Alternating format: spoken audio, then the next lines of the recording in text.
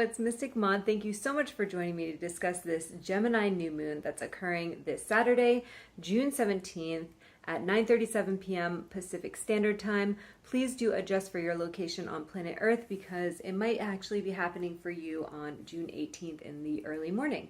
We will begin by discussing the themes, archetypes, symbolism, and other astrology affecting this Gemini new moon, and then we will get into the tarot. I picked some cards for the new moon, and then I will also pick cards for each of the signs of the zodiac. So, what is a new moon? A new moon occurs when the sun and the moon are seemingly next to each other in the sky. That's called being conjunct or a conjunction. And new moons mark the beginning of a whole new lunar cycle. It's a chance and opportunity for us to plant a seed of change. It's an opportunity to evolve and watch that seed or intention grow over the next month. It's important, whatever you choose for an intention, whatever you're doing, that you do create fertile soil. And what do I mean by that? So if you do plant a seed, you can plant it in a garden with soil that the seed really likes or conditions that the seed really likes, or you can just take seeds and toss them in the woods or toss them in your driveway or whatever. So the seeds that get tossed in the driveway, maybe they'll find their way to some sort of soil or maybe not. And if they do, certainly they're not going to be as beautiful or the best expression of themselves as the seed that gets planted with love and mindfulness in the garden, that gets tended and watered and regularly fed. So our seeds of intention are very similar to that. Like, we can just say our intentions, but if we don't tend to them the way that we would tend to a seed, they may not develop or grow into the thing that we are wanting for them. So to see where the universe is asking us to initiate something, look to 27 degrees of Gemini in your own chart. Whatever house that is in is the area of life that you are meant to initiate something. A new beginning is occurring. It is also important to reflect on the past month. What are the significant themes, conflicts, interactions, especially Gemini related energetically themes, around communication, learning, new perspectives, social situations, changing your mind, being curious. There's so many other things that we will develop. So reflecting on these particular themes, what has occurred for you this past month, and specifically what has come up for you in the last couple weeks and maybe even this week, because this is the balsamic phase. The 3 days before the new moon is called the balsamic phase. It's kind of where the universe is presenting to you the seed it would like for you to plant for the next month. So what has come up? What important situations have presented themselves? What are the things that have been on your mind? What anxieties have been plaguing you? What communication related experiences have come up, social situations, etc., etc. We will talk about it more. So just think about that as we go through this Gemini energy to see what is the universe asking of you.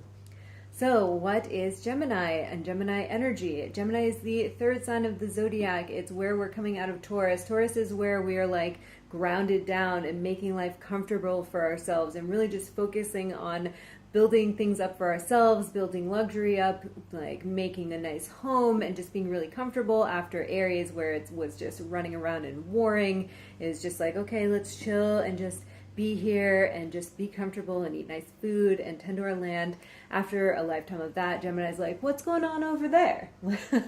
It wants to know what everyone else is doing. It's curious how other people are doing things. And so it's a time to go beyond your comfort zone, to get curious and see what the rest of the world is up to, or what the other people in your close vicinity, I should say, because the rest of the world would be a Sagittarius energy, but people in your neighborhood, in your day-to-day life, that is Gemini. So Gemini rules is very curious. It's super versatile. It is the most adaptable sign of the zodiac. It is here today, gone tomorrow. It's over here, it's over there. It's like, what are you doing? What are they doing? What's up with this? What's up with that? Gemini knows a lot about, or rather, excuse me, Gemini knows a little about a lot. Whereas Sagittarius, its opposite sign, wants to go very deep and master particular areas of of learning, Gemini wants to know like everything. It wants to be able to share information, but only enough to be able to help you help yourself. I have a friend who works in like human resources who loves her job, and she is a Gemini. So basically it's her job to disseminate information to help people help make their own lives better. So it's like, oh, here's how I can help you with your Medi-Cal, or here's how I can help you find housing, or here's your resources. It's like a very connected energy, but it's not like doing the thing for anyone or going super deep. I hope that makes sense. So Gemini is also, it's about mental agility and learning, networking, social connections, communication and expressions, perhaps sharing your boundaries, expressing yourself, expressing your needs, your wants, your desires has been easier for you. Perhaps socializing has come easier for you this past month.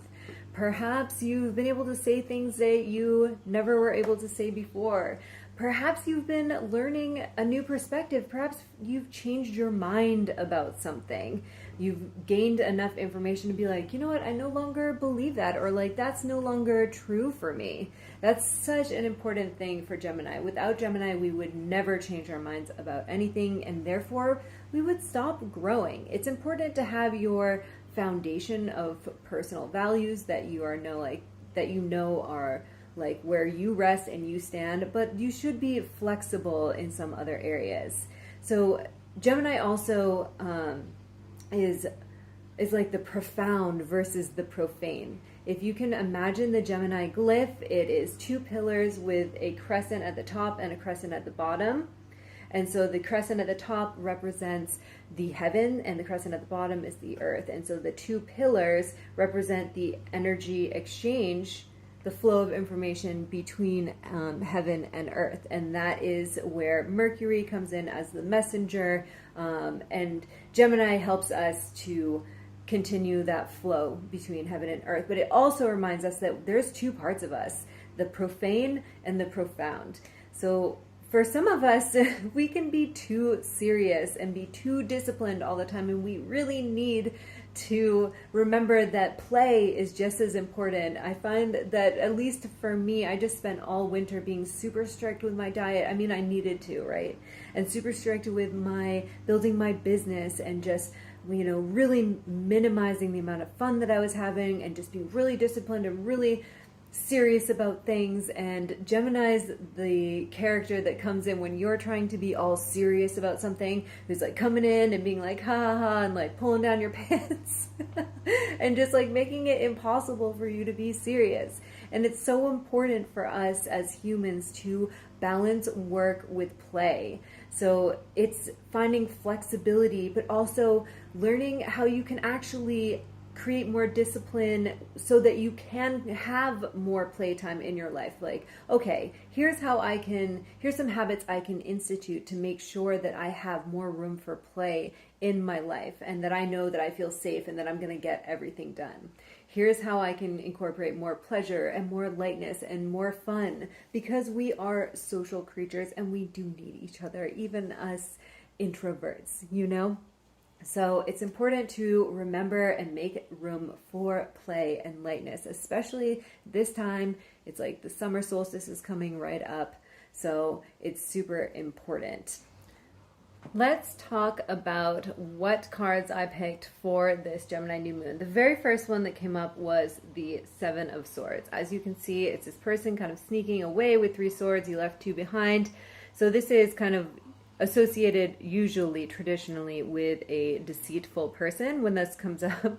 But oftentimes it's like people who are just stealing your energy, or a situation that you're trying to get away from, or maybe ways that you're being manipulative or trying to get your way, and being expedient within a situation. Gemini is known to be two-faced and can use their words and their wit. They can run circles around anyone mentally, and they make great salespeople. So it's important to be careful with how we're using our words. Are we being manipulative? Of what is our intention with what we're doing and what we're saying? Make sure that we're not trying to control or manipulate people into doing our will, and make sure you're not getting that from other people. Furthermore, make sure that you are receiving as much as you're giving in terms of energy. Make sure that you're not letting situations get in the way of the priorities and goals that you have in your life. Make sure that whatever energy that you're giving out, you're getting back in equal measure. Otherwise, you will get burned out. The second card that came up is the Nine of Swords. So this is the nightmare card. It's the things that keep you up at night. So this card is really asking us to pay attention. What has been on our mind? Has things been making you worried? What has been coming up, especially from your subconscious? This is like the universe asking you to pay attention to something that needs to change or be seen or be healed or be transformed or alchemized in your own life. Where is this area? Are you able to communicate it properly? What do you need to do to heal this situation? Pay attention to your anxieties. There's something there for you this new moon. The next card that came up is the Queen of Swords. So lots of swords energy. Swords really represent air. So air is mental energy. Air is Gemini. Gemini's like chatty and social. The Queen of Swords is not chatty and social. She's the one that's telling you to dump that motherfucker already. Pardon my French. She's the person that you go to for no bullshit advice about what to do in every situation. She gives it to you directly. She knows from her past experiences what to expect and how to handle situations. As you can see, her head is above the clouds. She's got that sword ready. She's not taking any shit from anyone, and she's ready to cut things out of her life that don't serve her and aren't helpful to her purpose. She knows exactly what time it is, and she's not afraid to tell you like it is. So find your friend that helps you like this if you can't see clearly, because the other thing that is happening right now, at least at the time of the new moon, is that the new moon will be making a square to Neptune.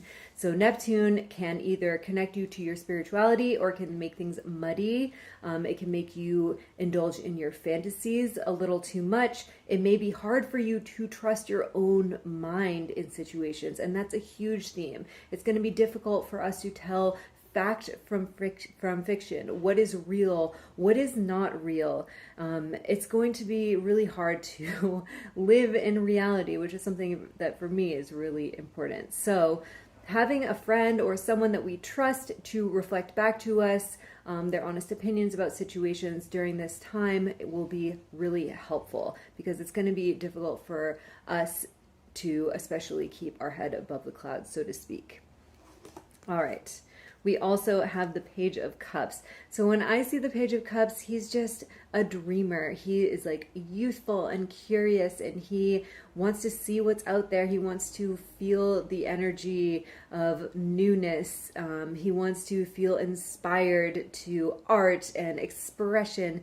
So it's getting out there and engaging with your playful side, your youthful, fun, excited side, you know, going out and making loving connections with people, making your fantasies come true, like the good ones, not the Neptune ones. Yes, so this is like a nice sweet card for the dreamers. I also got the Four of Pentacles, and I think that really goes well with the Page of Pentacles, because this is us just being too stern and focused on making money and our values and holding tightly to our things and our ideas, and it's just time to release and go with the flow. And I think that the Page of Cups is perfect with this, because it's really showing us where we can be more flexible, where can we surrender, where can we be more open to the new things in life, to the playful light side of life, to, you know, be more connected to our own emotions and our own sense of play. I also got the World. The World is a major arcana card. So this is like, all right, what is closing? I really do believe that this year is huge for everyone on planet Earth. This is really about ending something, really bringing a close to a big chapter of your life, releasing and letting go, and just and really bringing something to an end. I know that was redundant. I'm sorry. But yes, a big chapter is coming to a close in your life. So really pay attention to what has been coming up with you that's asking you to evolve. What are you over? Again, what values are you ready to recycle? What perceptions have changed for you, particularly this last month? And last but not least, we have the Devil card. And I know this seems like such a bad card, and maybe it is for someone. For some of us, this is recognizing our boundaries and limitations and, you know, our chains, the things that hold us back, that really cut the flow of energy off. And like, honestly, our work can be that. I'm really getting the sense that this card is asking us to indulge a little bit more, have some fun, allow yourself to do the things that you don't normally allow yourself to do. Your life won't fall apart, but again, this is an important time to see what habits and structures and disciplines you can put in play that allow you to have fun, so you don't feel like, you know, if I do this, my whole life will be out of control. Now, for some of you, if there's like a major substance abuse problem or an alcoholism problem, like this advice is not for you, obviously. But for the rest of us who do a lot more restrictive things and be serious more often, then this is a time to just, you know, be a little hedonistic, indulge in your sensuality, in your pleasure, in your play more. Okay, now for the zodiac readings. The first sign, Aries, we have the Empress, and actually a lot of these cards are pretty nice. I think Gemini season's just a really nice time, and this is a time for you to be relaxing and enjoying and be in your creative flow and just enjoying life. Taurus, again, Nine of Cups, come on.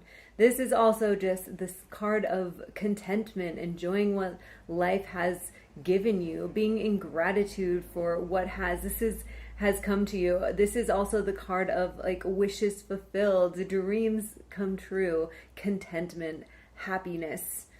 Feel content with your things. Look, this guy's got all his cup stack. He's like a merchant. He's stoked with life. Gemini, the Fool.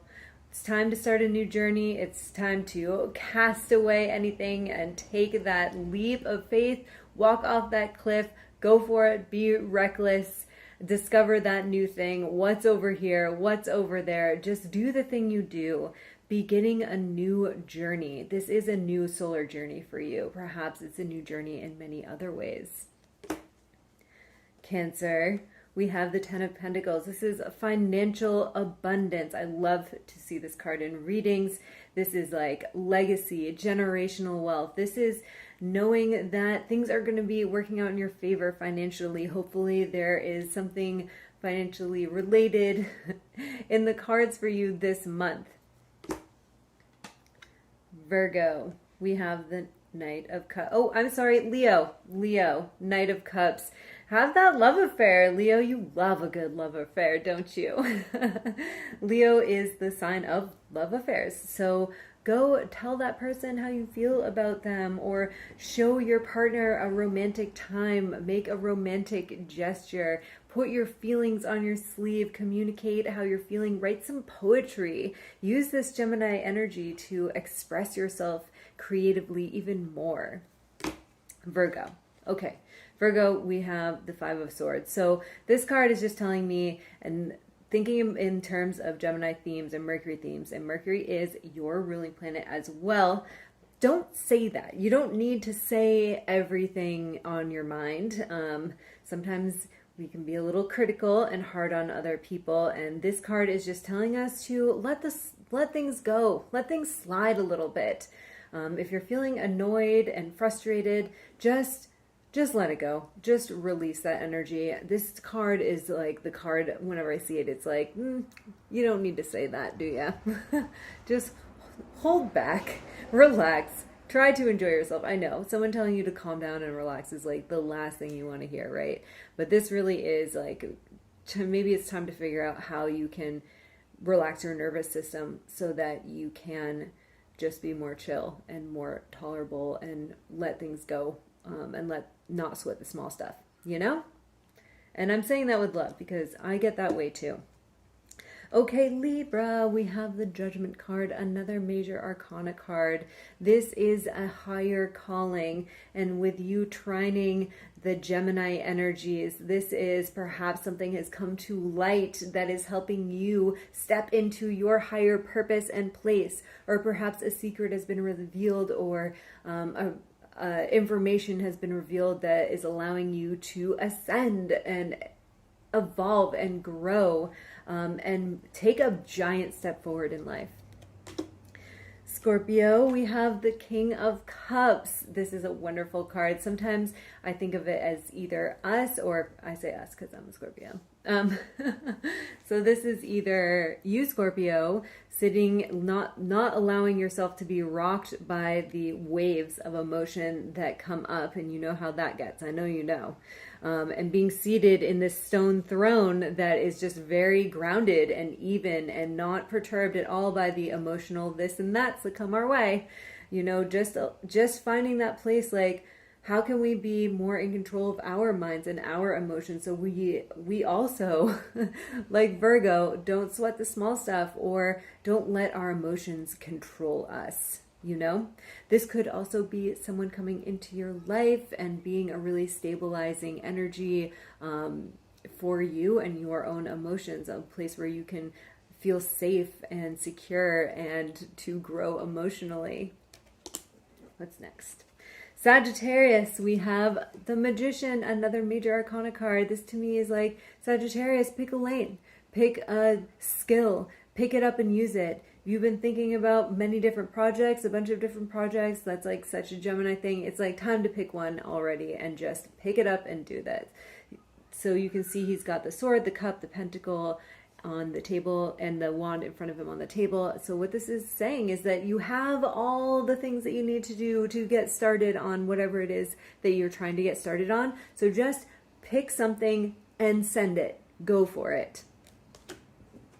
Capricorn, we have the Queen of Swords. You are such a wise elder, and perhaps you are here to help be a grounding force in everyone's life while we are being rocked by this Neptune squaring the new moon energy. So, you know, suit up, because the world needs your advice, your grounded and stable and wise advice.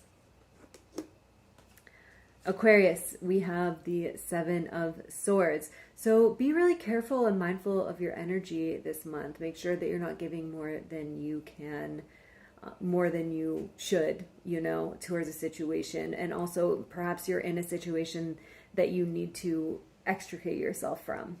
This is either you being manipulated, or you being manipulative, or just getting out of a manipulative situation. Be mindful of that give and take.